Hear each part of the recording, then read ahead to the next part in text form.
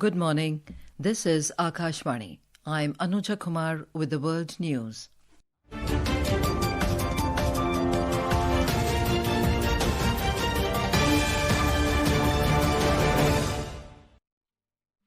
The headlines. Canada's Foreign Minister Anita Anand to hold talks with External Affairs Minister S. Jaishankar and Commerce Minister Piyush Goyal in New Delhi today. An international summit aimed at finalizing peace agreement to end war in Gaza to take place at Sharm el-Sheikh in Egypt. International Day for Disaster Risk Reduction being observed today globally. And in badminton, BWF World Junior Individual Championship 2025 set to begin in Guwahati this morning.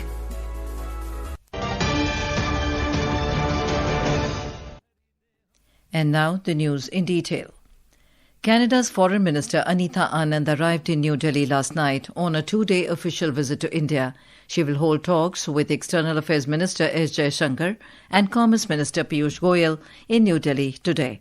Ministry of External Affairs spokesperson Randhir Jaiswal said that Ms. Anand's visit to India will help build on the positive momentum in India-Canada relations by revitalizing bilateral mechanisms, deepening economic cooperation, and further strengthening people-to-people ties. Anita Anand's visit to India comes after Prime Minister Narendra Modi and Canadian PM Mark Carney held a bilateral meeting on the sidelines of the G7 Leaders Summit in Canada's Kananaskis in June this year. An international summit aimed at finalizing a peace agreement to end the war in Gaza is set to take place in Egypt's Red Sea resort city of Sharm el-Sheikh today. Egyptian President Abdel Fattah al-Sisi and US President Donald Trump will co-chair the meeting, which is expected to draw leaders from more than 20 countries. UN Secretary-General Antonio Guterres is also scheduled to attend it. The summit will focus on ending hostilities in the Gaza Strip, advancing regional peace efforts, and ushering in a new phase of security and stability across West Asia. Union Minister of State for Environment, Forest and Climate Change, Kirti Vardhan Singh, will represent India at the Gaza Peace Summit. In a social media post, the Union Minister revealed his arrival in Cairo as special representative of Prime Minister Narendra Modi to attend the Gaza Peace Summit.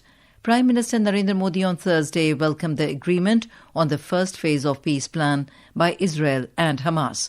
More from our correspondent. The gathering comes in light of United States President Donald Trump's vision for achieving peace in the region and his efforts to end conflicts around the world. Cairo said that the summit is designed to finalize an agreement aimed at ending the war in Gaza and rally international support for the second phase of Trump's peace plan, which seeks to disarm Hamas and create a new governing body in the Strip. However, neither Israel nor Hamas will participate in the event, and the Palestinian Authority is also not attending. The summit follows a ceasefire deal between Israel and Hamas that entered into effect on Friday after 3 days of intensive negotiations in Sharm el-Sheikh between the two sides, mediated by Egypt, Qatar, Turkey, and the United States. The first phase of the plan includes Israeli troop withdrawals from Gaza and the opening of crossings for aid and the release of hostages and prisoners. Under the agreement, Hamas has time until Monday to release all Israeli hostages, including 20 who are believed to be alive and the remains of up to 28 deceased hostages. Vinod Kumar, Kashwani News, Dubai. In US, 4 people were killed and at least 20 injured in a shooting incident at a restaurant in a South Carolina island town today. In a statement, the Beaufort County Sheriff's Office said deputies were called to Willie Bar and Grill on St. Helena Island just before 1 a.m. and found several people suffering from gunshot wounds. Of those injured, 4 are in critical condition. The Sheriff's Office said it was investigating the incident but declined to provide further details. The office declined to release the names of those killed pending notification of family members. Hundreds of people were there at the time of the shooting, the Sheriff's Office said. St. Helena Island is known as an epicenter of a culture of people descended from African slaves known as Gullah Geechee. The bar and grill where the shooting occurred describes itself as serving authentic Gullah cuisine. Afghanistan Foreign Minister Amir Khan Muttaqi warned Pakistan that Kabul has other options if Islamabad does not seek good relations and peace. Speaking about the ongoing conflict between the two countries during a media briefing in Delhi, the Afghan foreign minister stated that Afghanistan will continue to protect its sovereignty. Mr. Muttaqi stressed that while a few sections of Pakistan are attempting to deteriorate the situation, the people of Pakistan desire peaceful relations with Afghanistan. On being asked about women journalists not being invited to his press briefing few days ago, the Afghan foreign minister said it was a technical issue as the briefing was held on a short notice and a short list of journalists was decided. He claimed that there was no other intention apart from this. This is Akashvani giving you the world news. For quick news updates around the clock, follow us on our X handle at EIR News Alerts. And for details on these stories and more, log on to our website www.newsoneir.gov.in and download the News on EIR app. Cameroonians in an election today that could see Africa's oldest leader extend his rule by another 7 years. Analysts have predicted a victory for President Paul Biya. Now 92, he would be 99 by the time his term finishes. He first came to power in 1982 following the resignation of Cameroon's first president, Amadou Ahidjo, and has ruled the country since then. Biya was declared the winner of 7 subsequent elections. Cameroon has seen just 2 leaders since independence in 1960. However, cracks may be appearing in Biya's image.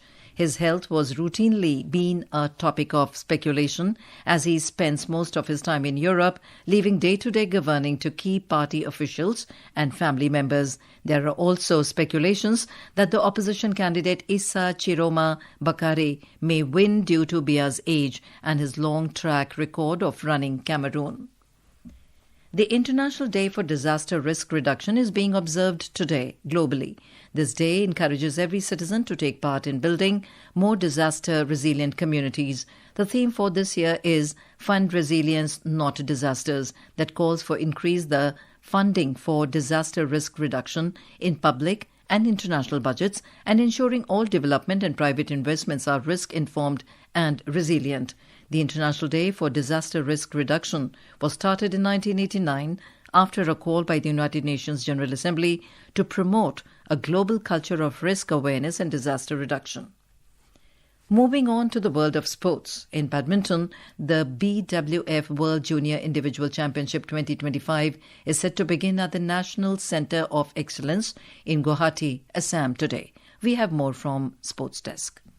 This is the second time that India is hosting the championship after 2008. All eyes will be on star Indian shuttlers including Tanvi Sharma, Unnati Hooda, Ronak Chauhan and Suryaksh Rawat. Earlier, India won bronze in the mixed team championship that concluded on Saturday at the same venue. Next, we have from the ICC Women's ODI Cricket World Cup, where India suffered defeat in a thrilling high-scoring match against Australia in Visakhapatnam last night. Despite a fantastic effort with the bat, India couldn't defend their massive total of 330 runs as Australia pulled off the highest ever successful run chase in women's ODI history. Moving to football, India will face host Kyrgyz Republic in Group G opening game of AFC Under-17 Women's Asia Cup China 2026 qualifiers in Bishkek this evening. Last, we have from hockey. Junior Indian team registered a comfortable 4-2 win over New Zealand to continue their winning run in the Sultan of Johor Cup 2025 in Malaysia yesterday. India will next face their arch rivals Pakistan tomorrow. Chirag Jha, Sports Desk.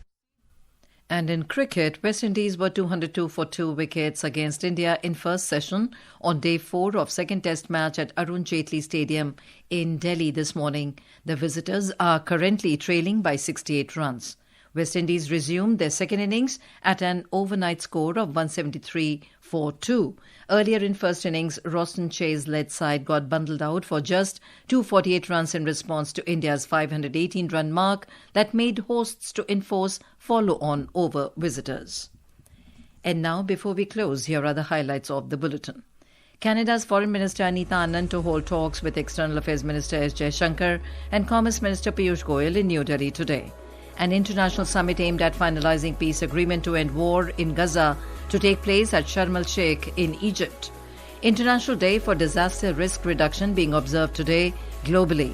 And in badminton, BWF World Junior Individual Championship 2025 set to begin in Guwahati this morning.